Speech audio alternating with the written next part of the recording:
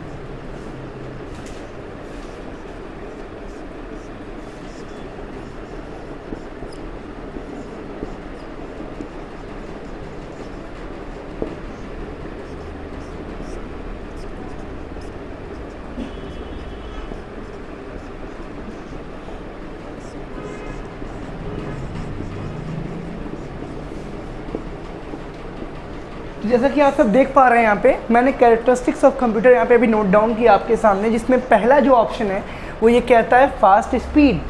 Computer जो होता है वो बहुत ही फास्ट काम करता है। फास्ट काम आखिर क्या करता है? आपके दिए हुए कमांड्स, आपके दिए हुए इनपुट्स पर वो आराम से, खूब तेज़ी से काम करता है। अब मैंने आराम और तेज़ क्यों बोला? आराम का मतलब ये कि काम हड़बड़ाहट में ख़राब हो जाता है। कुछ काम ऐसे होते हैं जो फ्रीक्वेंट होते हैं, लेकिन फिर भी वो काम क्या होता है, जल्दी टाइम के साथ हो जाता है। आपने गौर किया होगा, कोई गाड़ी है जिसकी जो मैक्सिमम स्पीड है, टॉप स्पीड है 80 की है, तो जिसकी टॉप स्पीड ही 80 हो, वो 80 तक पहुंचते पहुंचते बहुत ज़्यादा इम्बैलेंस हो जाती है। बट जिसकी गाड़ी, जिसकी टॉप स्पीड 200 हो, वो 80 और 100 तक जाएगी तो बड़े स्मूथली तरीके से जाएगी, बड़े आराम से वो पहुँच जाएगी। कोई इंसान फर्स्ट टाइम जॉगिंग करना स्टार्ट करता है तो उसकी बॉडी क्या हड़बड़ाई हुई होती है, बहुत क्या होती है, सपोर्ट नहीं करती है, तो कुछ दूर जाएगा, दौड़ेगा और थक जाएगा। बट जिसने 5 किलोमीटर का राउंड मारा हुआ है एक ब्रीथ में, एक सांस में, वो 500 मीटर जाते वक्त थकेगा क्या, बहुत स्मूथली पहुंच जाएगा। उसी को कहा गया फास्ट स्पीड। कंप्यूटर बहुत टिपिकल, बहुत कंडीशनल कैलकुलेशंस को बहुत ही तेज़ी के साथ आराम से उसका आपको रिज़ल्ट दे देता है। उसके बाद आया है diligent. What is the mean to be word? Diligent का मतलब क्या होता है? निरंतरता। कंप्यूटर बिना रुके हुए बिजली प्राप्त हो, अगर उसको इलेक्ट्रिसिटी प्रोवाइड की जाए, उसको अगर पावर सप्लाई प्रॉपर मिले, तो 24 घंटा 365 दिन लगातार वो काम कर सकता है। इसका एग्जांपल आपने देखा होगा, आपके घर में रेफ्रिजरेटर, जिसको आप फ्रिज बोलते हैं, आपके घर में इन्वर्टर, यूपीएस आपने देखा होगा, और नॉर्मली आपने ट्रेन लोकोमोटिव शेड इंजन्स देखे होंगे। ट्रेन के जो इंजन्स होते हैं, डीजल इंजन्स, वो क्या होते हैं, ये हमेशा ऑन ही रहते हैं, ऑफ नहीं होते। लॉन्ग टर्म में इसको ज़िंदा रखने के लिए, चालू रखने के लिए ये सारे बड़े बड़े इंजन्स को क्या करते हैं, ऑन ही रखा जाता है। ठीक है, कोई दिक्कत ज़्यादा किसी को नहीं। तो डिलीजेंट का मतलब होता है निरंतरता के साथ कंप्यूटर काम करता रहेगा। इंसान थक जाएगा, उसको नींद आएगी, आराम करेगा, सुस्त हो जाएगा, बट कंप्यूटर डिलीजेंट है तो निरंतरता वो काम कर सकता है। फिर आता है वर्सेटाइल। अब वर्सेटाइल मतलब क्या होता है? वर्सेटाइल मतलब होता है कि उसमें कई प्रकार के क्वालिटीज़, कई प्रकार के गुण हैं। Multi function, multitasking, multipurpose. आप लोग सिनेमा हॉल में गए होंगे, तो किसी एक सिनेमा हॉल में कोई बच्चा अगर गया है तो सिर्फ वो मूवी देखने गया है। बस अगर किसी बड़े से मॉल में जाते हैं आजकल, तो मॉल में आपने देखा होगा सिनेमा हॉल भी है आपके लिए, फिर शॉपिंग कॉम्प्लेक्स भी बना है, उसके अंदर शॉपिंग भी आप करते हो, आइसक्रीम पार्लर भी है, गेम पार्लर भी है, ब्यूटी पार्लर भी है। सारी चीज़ें आपको उसी एक बड़े से मल्टीप्लेक्स में मिल जाती है। हाँ, तो हाँ, रेस्टोरेंट भी है। राध्या का कहना है कि सर रेस्टोरेंट भी है, थोड़ा फूडी है, तो रेस्टोरेंट के बारे में इसको याद आ जाता है। अच्छी बात है, होना चाहिए, बट हेल्दी खाएं, स्वस्थ रहें, तभी आगे आप इन चीज़ों को समझ पाएंगे। तो इन्होंने कहा कि रेस्टोरेंट भी है, बिल्कुल, यानी सारे काम आपको वहीं पे हो जाएंगे। स्विमिंग पूल्स भी हैं आजकल, तो ऊपर जाएंगे तो एकोमोडेशंस यानी होटल भी हैं, होटेलियर्स भी हो गए अब तो, ठीक है। यानी वन स्टॉप शॉप, एक ही दुकान पे आपको सब कुछ मिल रहा है एक बड़े से शॉप पे। क्यों उसे मल्टीप्लेक्स कहा गया है? क्योंकि एक ही बड़े से मॉल में कई सारे सिनेमा हॉल्स हैं, ऑडिटोरियम्स हैं, जिसमें ऑडियंस बैठती है जा कर के, 1 2 3 4। मेरे गोरखपुर में तो कई सारे मेरे ऐसे मॉल्स खुले हुए हैं, मतलब मेरे नहीं है, शहर मेरा है तो मैं इस शहर को अपना मानता हूँ, जिनके हैं उनके होंगे मॉल्स। उन मॉल में कई सारे सिनेमा हॉल्स बने हुए हैं एक ही मॉल में। आप जाएंगे तो देखेंगे 4 मूवीज़ चल रही हैं एक साथ, समझ रहे हैं आप? तो क्या बोलेंगे आप उसको? मल्टीप्लेक्स, क्या बोलेंगे? अदरवाइज सिनेप्लेक्स, सिनेमा हॉल बोलते हैं, क्या बोलते हैं? हाँ, कोई दिक्कत यहाँ तक? फिर आपका आता है वास्ट स्टोरेज। तो वास्ट स्टोरेज का मतलब होता है विशाल। इसका क्या मतलब होता है? विशाल। इसका मतलब ये हो गया कि बहुत विशाल स्टोरेज वाला है। क्या है ये? बहुत ही बड़ा है। क्या है ये? बहुत ही बड़ा स्टोरेज है। वर्सेटाइल का मतलब हो गया, है ना, कई प्रकार के गुण। क्या बोला मैंने? कई सारे गुण। क्या हो गया? या अनेक गुण बोल दो आप, अनेक गुण कह सकते हो, अनेक गुण, ठीक है। अनेक गुण में क्या होगा? डाउनलोड कर सकता है, स्टोर कर सकता है, वीडियो कॉल, वॉइस कॉल कर सकता है, मल्टीटास्किंग आप बोल सकते हो इन शॉर्ट में, टाइपिंग कर सकता है, प्रिंट आउट निकाल सकता है, वाटरमार्क लगा सकता है, डॉक्यूमेंटेशन कर सकता है, प्रेजेंटेशन कर सकता है। इसको वर्सेटाइलिटी में आप काउंट करते हो। डिलीजेंट मतलब मैं अभी बोला आपको निरंतर। क्या बोला मैंने? निरंतर। अब निरंतर का मतलब हो गया, हाँ, लगातार फॉर्म में। क्या बोलेंगे आप? लगातार अवस्था, ठीक है, लगातार अवस्था या लगातार अवस्था में काम करने वाला मशीन। क्लियर है?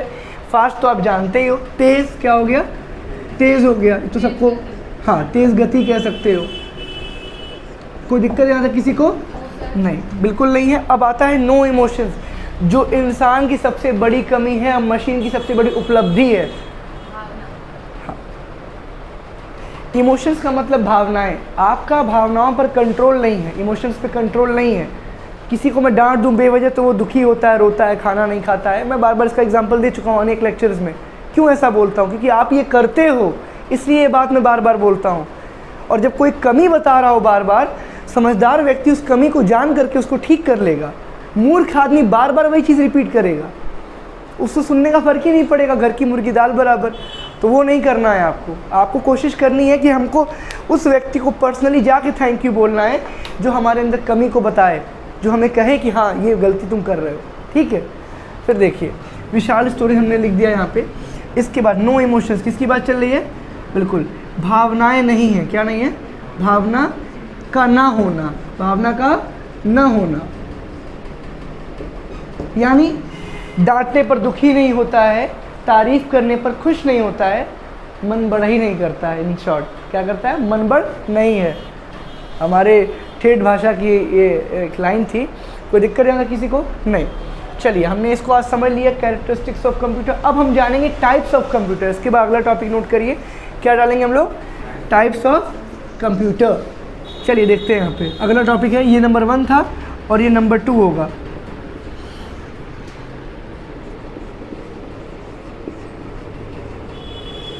टाइप्स ऑफ कंप्यूटर मतलब होता है कंप्यूटर के प्रकार। क्या होता है?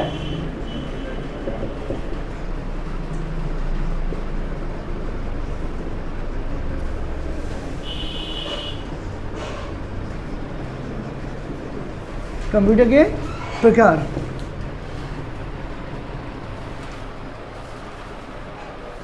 कंप्यूटर के प्रकार में गौर से आप देखिए, देयर आर, इसका आंसर होगा there are 3 types of computer. How much?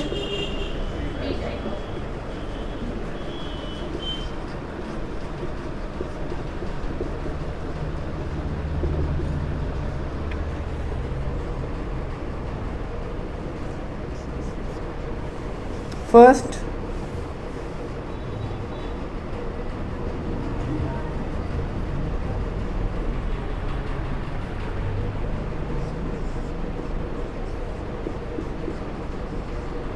Digital computer,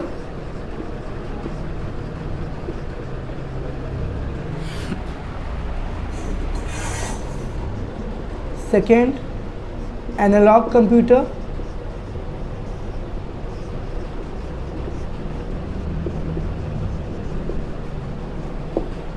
third hybrid computer.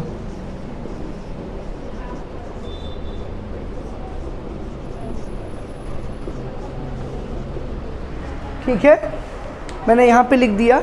उम्मीद करता हूँ जो भी बच्चे इस लेक्चर को देख रहे होंगे उन्होंने ऊपर की भी नोट डाउन कर ली होगी, नोट डाउन कर लिया होगा। मैं इसको यहीं पर एक्सप्लेन करता हूँ, थोड़ा जगह का अभाव है तो मैं आपको यहीं से समझा देने का प्रयास करता हूँ। डिजिटल कंप्यूटर का मतलब होता है ऐसा कंप्यूटर जो डिस्क्रीट वैल्यू पे यानी कि फिक्स वैल्यू पे काम करता है, जिसका जवाब जो होगा अप्रॉक्सीमेटली नहीं एब्सोल्युटली में आएगा।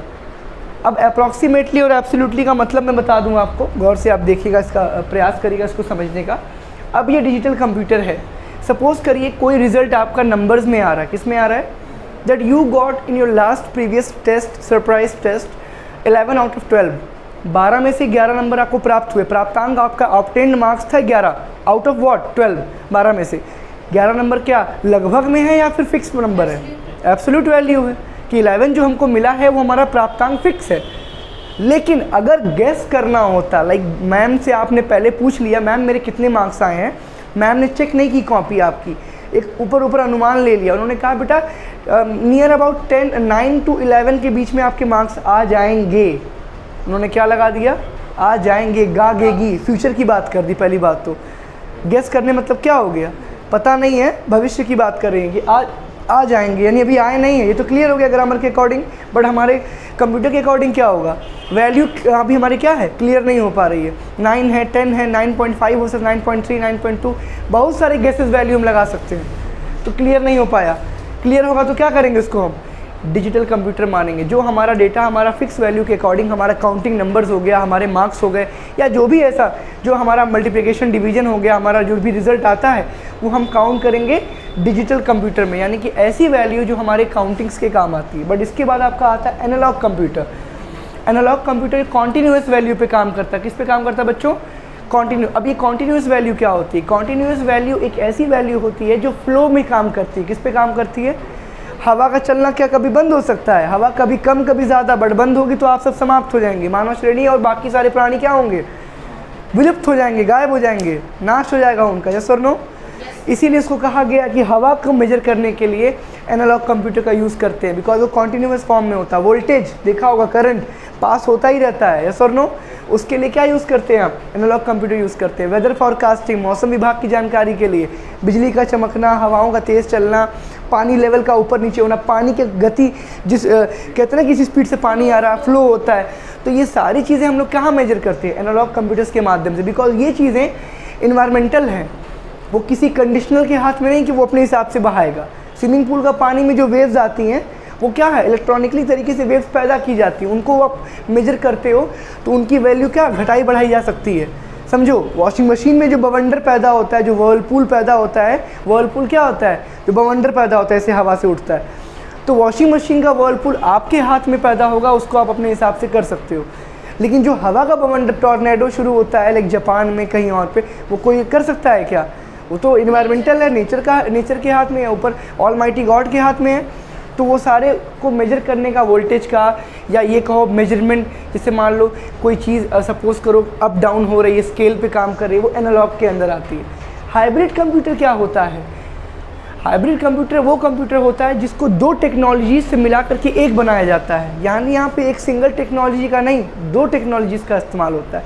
यानी ये कंप्यूटर डिजिटल वैल्यू को भी काउंट कर सकता है और कॉन्टीन्यूअस वैल्यू को भी काम कर सकता है, यानी फिक्स वैल्यू पे भी काम करता है और कॉन्टीन्यूअस वैल्यू पे भी काम करता है। फ़ोन पे आप बात करते सिग्नल आता है, वो फ्रीक्वेंसी होती है, क्या होती है, बराबर, कभी कम कभी ज़्यादा। कॉल में खचपच की आवाज़ आती है, आवाज़ फंस रही होती है, यानी वो फ्रीक्वेंसी प्रॉपर आपके फ़ोन तक नहीं पहुँच पा रही, कनेक्शन लूज़ हो रहा है। क्या हो रहा है, जब कनेक्शन लूज़ होगा किस पे काउंट करोगे आप, एनालॉग में। ये तो फिक्स वैल्यू आपको ला के दे रहा है ना, बट ये क्या ला के देता है, अप्रॉक्स वैल्यू ला के देता है, लगभग में। यानी यहाँ पे आप कह नहीं सकते कि अगली पॉइंट क्या होगी, ठीक है। लेकिन गौर करना, कभी भी हाइब्रिड कंप्यूटर में आप दोनों पॉइंट्स निकाल सकते हो। आईसीयू गए हो कभी आप लोग, भगवान न करे कभी जाना पड़े, फिल्मों में आईसीयू देखा होगा आप लोगों ने, मान लो रियल में भी कुछ बच्चों ने देखा होगा, ठीक है। उसमें क्या देखा आपने, आईसीयू का जो मॉनिटर होता है वहाँ पे 2 वैल्यूज़ चल रही होती है, पल्स रेट दिखा रहा होता है ऐसे ऐसे, और बगल में वही आपका फिक्स वैल्यू में भी दिखा रहा होता है बगल में कि हार्ट बीट जो उनकी चल रही है वो 80, 120, 90, 140 वो भी दिखा रहा होता है वहाँ पे। फ्रीक्वेंसी भी शो कर रही है, फिक्स वैल्यू भी शो कर रही है, दोनों काम एक साथ क्या हो रहे हैं वहाँ पे शो कर रहे हैं। मतलब क्या हो गया कि सर वो हाइब्रिड कंप्यूटर का एग्जाम्पल है, आईसीयू में रखा हुआ मॉनिटर। कोई दिक्कत यहाँ तक? चलिए, आज के लिए हमारा ये टॉपिक इतना काफ़ी है। उम्मीद करता हूँ कि आप सबको समझ में आया होगा। किसी को कोई अगर डाउट हो तो पूछ सकता है। बाकी अगर किसी यूट्यूब में देखने वाले किसी बच्चे को डाउट है तो वो कमेंट सेक्शन में जाकर के कमेंट कर सकता है।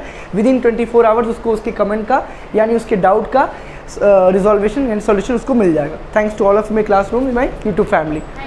Most welcome.